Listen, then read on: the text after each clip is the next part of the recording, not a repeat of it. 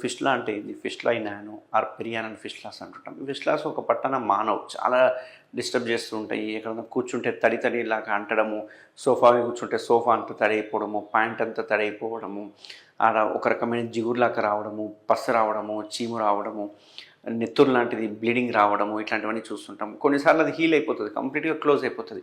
మళ్ళా 1 month, 2 months కాగానే మళ్ళీ రికరెన్స్ వచ్చినట్టుగా మళ్ళీ కొంచెం తడి తడిలా కనిపియడం ఇట్లాంటి లక్షణాలన్నీ చూస్తుంటాం.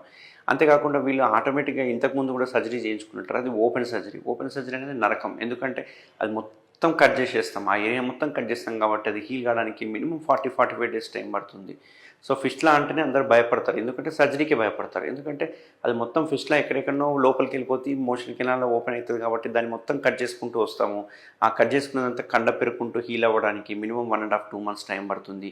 అట్లని కూడా మళ్ళీ ఇంకోటి ఏంటి అంటే ఓపెన్ సర్జరీ చేస్తే గ్యారంటీ ఉందంటే మళ్ళీ గ్యారంటీ లేదు. మళ్ళీ ఫిష్లాలు వచ్చే అవకాశాలు ఉంటాయి. సో ఫిష్లా అంటేనే రికరెన్స్ రేట్ ఎక్కువ ఉంటుంది. అందుకే యూజువల్‌గా ఏ సర్జరీ చేసినా 70-75% ఛాన్సెస్ అంటే సక్సెస్ రేట్ మాత్రమే ఫిష్లాకి ఇవ్వగలుగుతాం. ఎందుకు అంటే సర్జరీ చేసిన వెంటనే మోషన్ వెళ్తారు పేషెంట్. కాబట్టి మోషన్ వెళ్ళగానే మోషన్లో ఉన్న బ్యాక్టీరియా అంటుకోవడం కానీ, మోషన్ అంటుకోవడం కానీ, ఆడ అన్‌హైజీనిక్ అపియరెన్స్ రావడము ఇట్లాంటివన్నీ చూస్తూ